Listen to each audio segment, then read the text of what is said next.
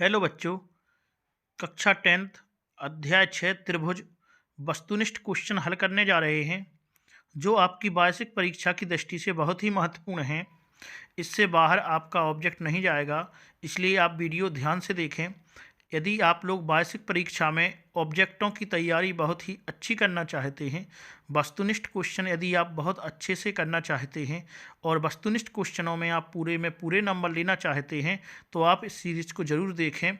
इसमें आपको बहुत ही महत्वपूर्ण वस्तुनिष्ठ मिलेंगे जो वार्षिक परीक्षा की दृष्टि से बहुत ही महत्वपूर्ण है। चलो स्टार्ट करते हैं। पहला क्वेश्चन है, त्रिभुज में एक कोण का समद्विभाजक सम्मुख भुजा को समद्विभाजित करता है तो त्रिभुज होगा। यहाँ पे कहा गया है कि एक त्रिभुज में कोई एक त्रिभुज है, एक कोण का समद्विभाजक, यदि कोई एक त्रिभुज है, हम मान लें जे एक त्रिभुज है, इस त्रिभुज में एक यहाँ पे कोण मान लेंगे, जे एक कोण है, तो इस कोण का जो समद्विभाजक है, समद्विभाजक का मतलब है इसको समान दो भागों में बांटने वाला, तो समद्विभाजक जो है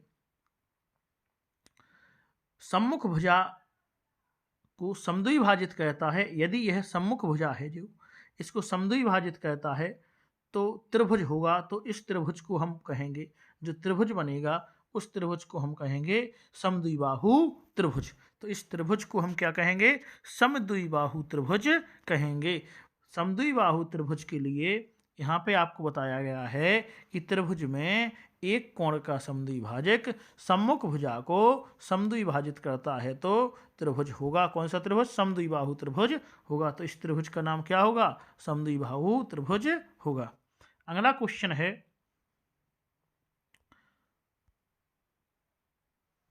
दूसरा क्वेश्चन है, त्रिभुज के तीनों अंतः कोणों का योग कितना होता है? तो आपको पता होगा कि जो त्रिभुज है उसके तीनों अंतः कोणों का जो योग होता है वो 180 होता है। मतलब हम कहें जो त्रिभुज है और इस त्रिभुज के तीनों अंतः कोण जो हैं इनका योग कितना होगा? 180 होगा। अगला क्वेश्चन है, पाइथागोरस प्रमेय भारत में किस गणितज्ञ ने आपको बताई है? तो इसका आंसर हमारा है बोधायन। क्या है इसका आंसर? बोधायन। अगला क्वेश्चन है, समकोण त्रिभुज में सबसे बड़ी भुजा है। तो देखेंगे कि समकोण त्रिभुज जो होता है उसमें सबसे बड़ी भुजा कौन सी होती है। तो सबसे पहले समकोण त्रिभुज को समझेंगे। जिस त्रिभुज का एक कोण 90 डिग्री का होगा उसको हम समकोण त्रिभुज कहेंगे, और जो समकोण त्रिभुज है उसमें जो 90 डिग्री का कोण है, तो 90 डिग्री के कोण की जो सामने वाली भुजा होगी उसका नाम कर्ण होगा। तो यहाँ पे आप देख रहे हैं कि इस त्रिभुज की जो सबसे बड़ी भुजा हमें दिख रही है वो कोण के सामने वाली भुजा दिख रही है, इसलिए हम कहेंगे कि समकोण त्रिभुज की जो सबसे बड़ी भुजा है वो कौन सी है? कर्ण। तो हम अब जानेंगे कि जो 90 डिग्री का कोण होगा उस 90 डिग्री के कोण के सामने वाली जो भुजा है उसको हम कर्ण कहते हैं, और समकोण त्रिभुज में सबसे बड़ी भुजा जो होती है वो कर्ण होती है। अगला क्वेश्चन है, सभी वृत्त होते हैं, तो सभी वृत्तों को अगर हम कहें तो वे समरूप होंगे। कैसे होंगे? समरूप। समरूप का मतलब होता है कि एक मान लें हम यह वृत्त है, एक जे भी वृत्त है, एक जे भी वृत्त है। तो हम देखेंगे कि नाम तो तीनों का वृत्त है लेकिन इनकी जो त्रिज्याएं हैं वो अलग अलग होंगी। मतलब कोई वृत्त छोटा है और कोई वृत्त बड़ा है। तो यहाँ पे हम कह सकते हैं कि जो सभी वृत्त हैं वो समरूप तो हैं। कैसे हैं? समरूप हैं, मतलब समान रूप के तो हैं। सभी का नाम वृत्त ही है, यह भी वृत्त है, यह भी वृत्त है और यही भी वृत्त है। तो यदि किसी आकृति को हम कहें कि ये तीनों आकृति क्या हैं तो वे सभी समरूप होती हैं। चाहे हम त्रिभुज को देख लें, एक जे वाला त्रिभुज है, एक जे छोटा वाला त्रिभुज है, एक जे और बड़ा वाला त्रिभुज है, तो इसमें सभी भुजाएं बराबर नहीं हैं, तो हम इसको समरूप कहेंगे। क्या कहेंगे? समरूप कहेंगे।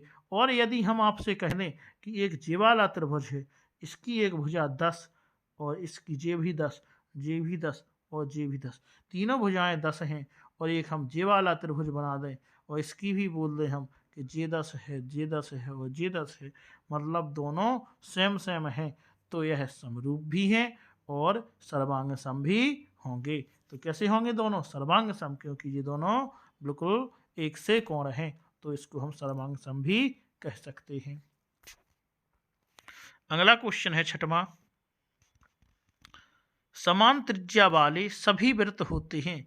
हम अभी आपको बता चुके हैं कि जो समान चीज होती है वो सर्वांग सम होती है।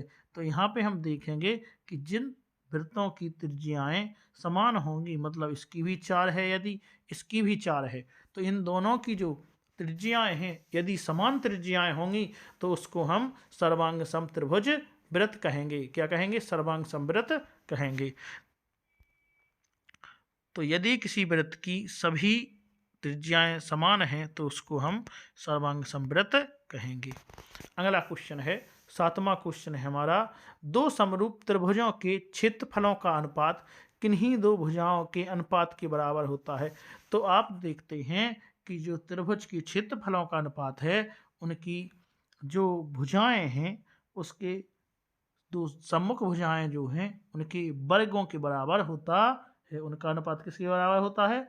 उनके वर्गों के बराबर होता है। तो कहेंगे दो समरूप त्रिभुजों के क्षेत्रफलों का अनुपात किन्हीं दो भुजाओं के वर्गों के अनुपात के बराबर होता है। तो किसके बराबर होगा जी? वर्गों के अनुपात के बराबर होता है। अगला क्वेश्चन हमारा है, आठवां क्वेश्चन है कि वर्ग के एक भुजा पर बनाए गए बहुभुज त्रिभुज का क्षेत्रफल उसी वर्ग के विकर्ण द्वारा बने समबाहु त्रिभुज के क्षेत्रफल का होता है। तो उसी जो विकर्ण के द्वारा बहुभुज बनाया गया है उसका कैसा होगा क्षेत्रफल? आधा होगा। कैसा होगा? आधा होगा। अगला क्वेश्चन है हमारा नौवां, यदि एक रेखा किसी त्रिभुज की दो भुजाओं को एक ही अनुपात में विभाजित करे तो वह तीसरी भुजा के होगी। तो वह तीसरी भुजा के समांतर होती है। कैसी होती है? समांतर होती है।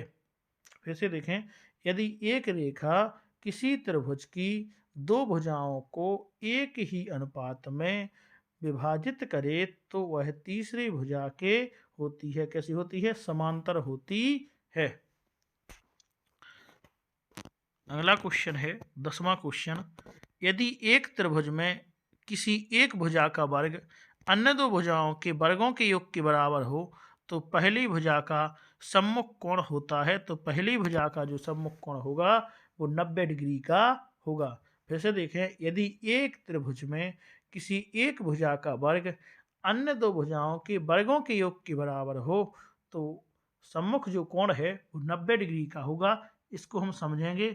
हम आपसे कहें कि यदि यह एक त्रिभुज है और इसमें यह एक जो त्रिभुज है, इस त्रिभुज में जो जे वाली भुजा है इसका वर्ग, मतलब हम कहें कर्ण का वर्ग जो है वो दो भुजा, इसको कहेंगे लंब और इसको कहेंगे आधार। तो लंब और प्लस आधार के वर्ग के यदि बराबर है तो यह क्या है? तो इसके सामने वाला जो कोण है अभी 90 डिग्री का है। तो यह पाइथागोरस प्रमेय का कथन है। कौन सी प्रमेय? पाइथागोरस प्रमेय का कथन होता है कि कर्ण का वर्ग बराबर लंब का वर्ग प्लस आधार का वर्ग। तो इसी हिसाब से इन्होंने बताया है कि यदि एक त्रिभुज में किसी एक भुजा का वर्ग अन्य दो भुजाओं के वर्गों के योग के बराबर हो तो पहली भुजा का सम्मुख माने कोण कितना होगा? 90 डिग्री का होगा। तो आप देखेंगे इसका जो कोण है कितने का है? 90 डिग्री का। तो कौन सा त्रिभुज है यहाँ पे? यहाँ पे समकोण त्रिभुज है। उसके पाइथागोरस नियम के अनुसार ये बात कही गई है। अगला क्वेश्चन है हमारा 11वां क्वेश्चन है कि समबाहु त्रिभुज के प्रत्येक कोण का मान होता है। तो समबाहु त्रिभुज को हम देखें जिसकी सभी भुजाएं समान है तो हम देखेंगे कि जो समबाहु त्रिभुज है यदि इसकी सभी भुजाएं समान हैं तो समान भुजाओं के सामने के कोण भी समान होते हैं। तो यहाँ पे हम देखेंगे कि भुजाएं कैसी हैं? समान। तो जे वाला कोण भी समान होगा, जे वाला कोण भी समान होगा और जे वाला कोण भी समान होगा। तो इनके सभी कोण 60-60 डिग्री के होंगे। कितने? 60 डिग्री 60 डिग्री। तो तीनों मिला के हो जाएगा 60 प्लस 60 प्लस 60 मतलब 180। कितना हो जाएगा? 180। तो जो समबाहु त्रिभुज है उसका प्रत्येक कोण 60 डिग्री का होता है। अगला क्वेश्चन है, भुजाओं 8 सेंटीमीटर, 15 सेंटीमीटर, 17 सेंटीमीटर से निर्मित त्रिभुज होगा। तो इन भुजाओं से जो निर्मित त्रिभुज होगा वो समकोण त्रिभुज होगा। कौन सा त्रिभुज होगा? समकोण त्रिभुज होगा। इसको करने के लिए हम देखेंगे कि हमें पता है कि जो समकोण त्रिभुज होता है उसका जो कर्ण है वो अन्य दो भुजाओं से बड़ा होता है। तो यहाँ पे जे भी कर्ण नहीं होगा, जे भी कर्ण नहीं होगा, जी वाला कर्ण होगा। तो हम करके देखेंगे, हमें पता है कि कर्ण का वर्ग जो होता है वो अन्य दो भुजाओं के वर्गों के योग के बराबर होता है। तो इसको हम करेंगे, तो आप इसको करके देखेंगे तो आप देखेंगे कि दोनों बराबर हो गए। तो वो कौन सा त्रिभुज होगा? समकोण त्रिभुज होगा। अगला क्वेश्चन है, 13वां क्वेश्चन है, दो त्रिभुजों के संगत कोण बराबर हों तो त्रिभुज होंगे। यदि दो त्रिभुजों के संगत कोण यदि बराबर हैं तो वह समरूप त्रिभुज होगा। अभी हम बता चुके हैं कि समरूप त्रिभुजों में संगत कोण बराबर होने चाहिए, क्योंकि हम यदि आपको यहाँ पे दिखाएं तो जो समकोण त्रिभुज, जो कोई भी त्रिभुज बना है तो उसके जो संगत कोण हैं, यदि जे वाले कोण बराबर हैं तो वह कौन सा त्रिभुज है? समरूप, मतलब दोनों त्रिभुज एक दूसरे के समरूप होंगे। अगला क्वेश्चन है, आधारभूत आनुपातिक प्रमेय को और किस नाम से जाना जाता है? तो यह थेल्स प्रमेय के नाम से जानी जाती है। कौन सी प्रमेय? थेल्स प्रमेय के नाम से जानी जाती है। तो आधारभूत आनुपातिक प्रमेय का दूसरा नाम थेल्स प्रमेय भी रहेगा। अगला क्वेश्चन है बच्चों 15वां क्वेश्चन है, भुजाओं की समान संख्या वाले दो बहुभुज समरूप होते हैं यदि उनके संगत कोण हों। तो समरूप त्रिभुज क्या होंगे? समरूप त्रिभुज होंगे जब उनके संगत कोण बराबर होंगे। पिछले क्वेश्चन में हम देख चुके हैं यही बात कि यदि समरूप त्रिभुज दो हैं तो उनके संगत कोण भी बराबर होंगे। तो यदि समरूप त्रिभुज हैं तो उनके संगत कोण बराबर हैं, तो इसलिए क्या बराबर होंगे? उसके संगत कोण कैसे होंगे? बराबर होंगे, संगत कोण बराबर होंगे। अगला क्वेश्चन है 16वां क्वेश्चन है, यदि दो त्रिभुज की भुजाएं समानुपात में हों, कैसी हैं? समानुपात में हैं तो त्रिभुज होंगे। यदि दो त्रिभुजों की जो भुजाएं हैं समानुपात में हैं तो वह त्रिभुज समरूप होगा। समानुपात का मतलब है यहाँ पे कि यदि कोई एक त्रिभुज है, मतलब हम यहाँ पे त्रिभुज देखें तो यह वाला त्रिभुज है और यह वाला त्रिभुज है और एक जे वाला त्रिभुज है। समान अनुपात का मतलब है यदि यह 10 है और यह 5 है तो जे 10 है, जे भी 5 है और जे 10 है तो जे भी 5 है। तो इसका अनुपात यहाँ पे 10, 1/2 अनुपात 1/2 अनुपात 1/2 सभी समान अनुपात में होंगे। तो यह कैसा है? समरूप त्रिभुज होगा। अगला क्वेश्चन हमारा है 17वां, दो समरूप त्रिभुजों के क्षेत्रफल क्रमशः 9 सेंटीमीटर स्क्वायर और 16 सेंटीमीटर स्क्वायर हैं तो उनकी भुजाओं का अनुपात क्या होगा? तो उनकी भुजाओं का जो अनुपात है 3:4 होगा, क्योंकि अभी हम देख चुके हैं कि जो क्षेत्रफलों का अनुपात है उनकी भुजाओं के वर्गों के अनुपात के बराबर होता है। तो यदि भुजाओं का अनुपात हमें निकालना है तो क्षेत्रफलों के वर्गों का अनुपात देख लेंगे। तो उसी हिसाब से यहाँ पे होगा 3:4। 9 का वर्ग 3 होता और ये 16 किसका वर्ग होता है? 4 का, इसलिए 3:4।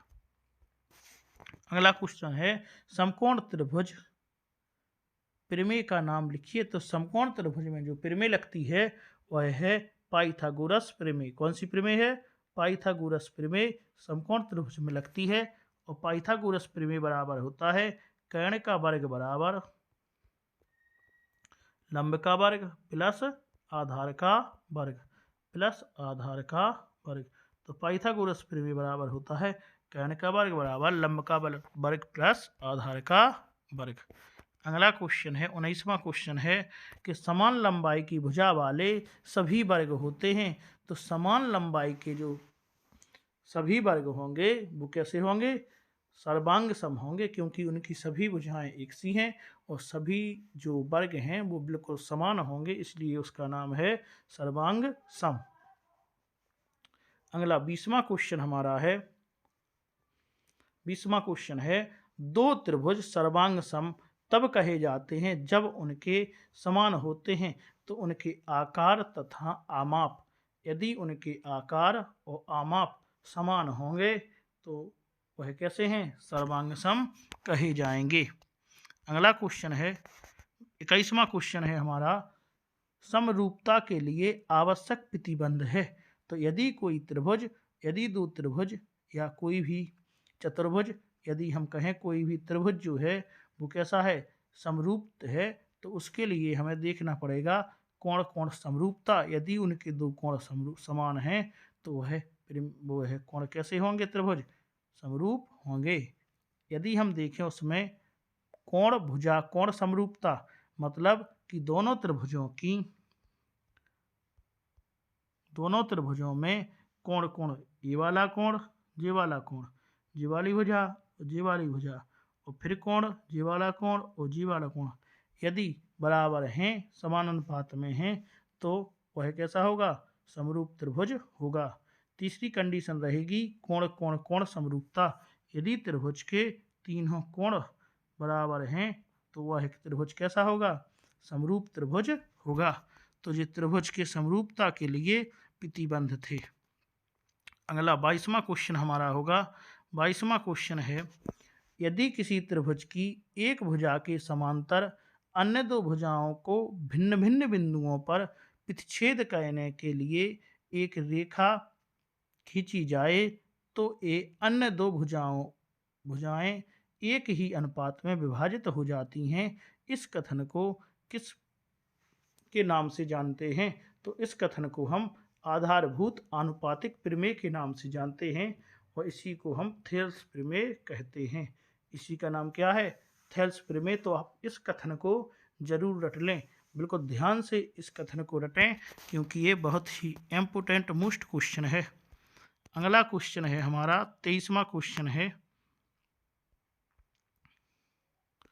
आधारभूत आनुपातिक प्रमेय जो हो गया। अगला 23वां क्वेश्चन है, किसी त्रिभुज ABC में DE समांतर AB तथा DE बराबर 3, तो EC बराबर 4 और BE बराबर 6 सेंटीमीटर, तब DA होगा। तो DA कितना होगा? इसका आंसर होगा 4.5 सेंटीमीटर।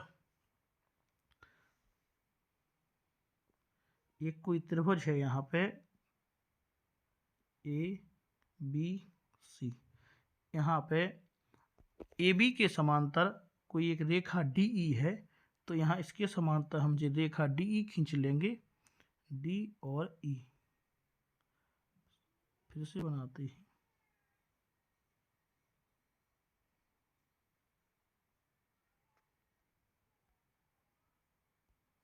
यहाँ पे इसके समांतर एक रेखा खींच ली हमने, DE रेखा खींच ली। तो इसमें हमें बताना है, हमें दिया गया है CD बराबर, CD का मान यहाँ पे 3 दिया गया है और EC बराबर E और C इसका मान दिया गया है 4 और BE बराबर हमें दिया गया है 6। तो हमें G वाला ज्ञात करना है। तो इसको ज्ञात करने के लिए हम देखेंगे कि फॉर्मूला देखेंगे कि 3/x बराबर, इसका मान x मान लेंगे, 3/x बराबर 4/6। तो हम देखेंगे आगे चल के कि 3x का गुणा कर देंगे तो 4x बराबर 6 18 और x बराबर यदि हम यहाँ पे निकालेंगे तो हमारा होगा 18/4। तो 4 चौका 16, 2 बचा तो 20, 4 पंचे 20। तो कितना आंसर आ जाएगा? 4/5। अगला 24वां क्वेश्चन हमारा है, दो समरूप त्रिभुजों के भुजाओं का अनुपात 4:9 है, तो त्रिभुजों के क्षेत्रफलों का अनुपात क्या होगा? तो हमें भुजाओं के अनुपात का वर्ग करना है। तो 4 और 9 का हम वर्ग करेंगे तो 4 चौका 16, 9 नम 81। तो आंसर आएगा 16:81।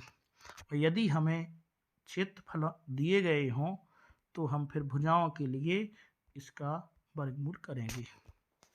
अगला है प्रत्येक वर्ग होते हैं?